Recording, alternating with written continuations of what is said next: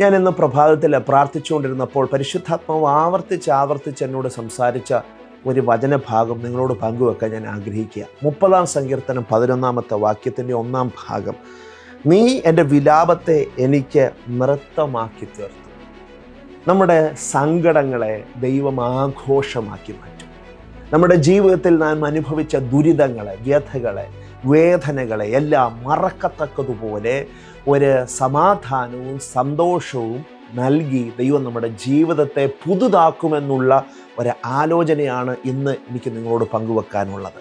ഇന്നലകളിലെ വേദനകളും ദുഃഖങ്ങളും ജീവിതത്തിലുണ്ടായ മുറിവുകളും നഷ്ടങ്ങളുമൊക്കെ ഓർത്ത് നിങ്ങൾ ഇന്നും തേങ്ങുകയാണ് ഉള്ളിൽ.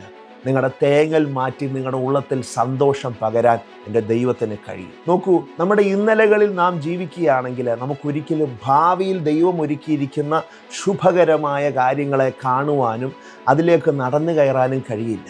എന്നാൽ ദൈവം നമ്മെക്കുറിച്ച് ആഗ്രഹിക്കുന്നത് ഇന്നലകളെ മറന്നുകൊണ്ട് ദൈവം നമ്മുടെ മുമ്പിൽ വെച്ചിരിക്കുന്ന ആ ലക്ഷ്യത്തിലേക്ക് ഓടുക.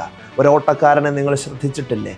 അവൻ പിറകിൽ ആരൊക്കെ അവനെ പ്രോത്സാഹിപ്പിക്കുകയും കളിയാക്കുകയും നിന്ദിക്കുകയും ഒക്കെ ചെയ്താലും അവനതൊന്നും തിരിഞ്ഞു നോക്കില്ല.